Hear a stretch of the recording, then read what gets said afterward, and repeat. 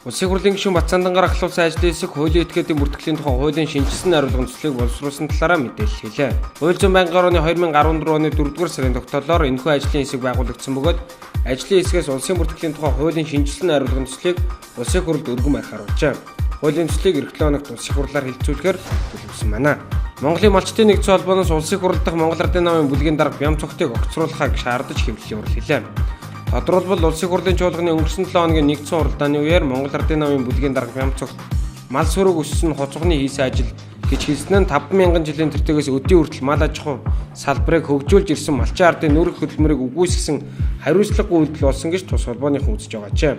Холбооныхан Монголын мал сүргийн тоо толгой 45.1 сая давж байгаа 144,000 малчин өрхийн ууггүй хөдөлмөрийн үр дүн Монгол Ардын намын бүлгийн дарга Бям цогт нь Ховд аймгаас нэлээд олон малчтын санал авч сонгогдсон салуун талж хүүтэн төвж мал сүргээ адгуулan хариулдаг малчтыг хуц ухнаас дорд үзэж доромжсныхоо төлөө улсын хурлын гишүүн Бям цогт нь Монгол Ардын намын бүлгийн даргын суудлаасаа огцрох хэрэгтэй гэж мэдээллээ.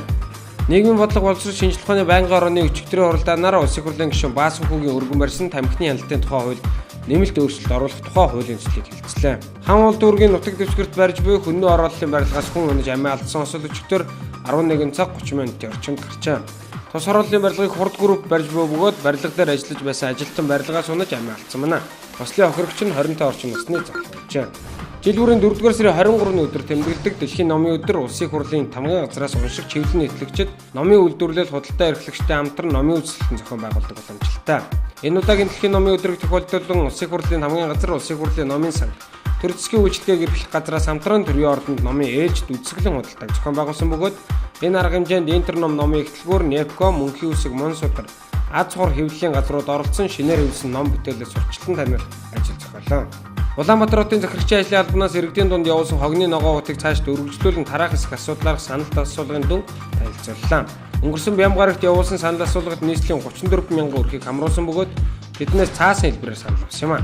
Санал асуулгын дүнд иргэдийн 60.4% нь хогны ногоо утыг өргөжлүүлэн тараахыг дэмжсэн байна. Сүхбаатар дүүргийн 11 дугаар хороо 100 айлын уулзуурын хойно Одкон холдинг компани байрны дэргэд орших 79 дугаар орон сууцнд өчигдөр гал гарчээ. 12 давхар орон сууцны барилгын 6-8 давхрын айлууд галд өртсөн байна. Галын улмаас угаартаж хордсон хүн байхгүй юм а.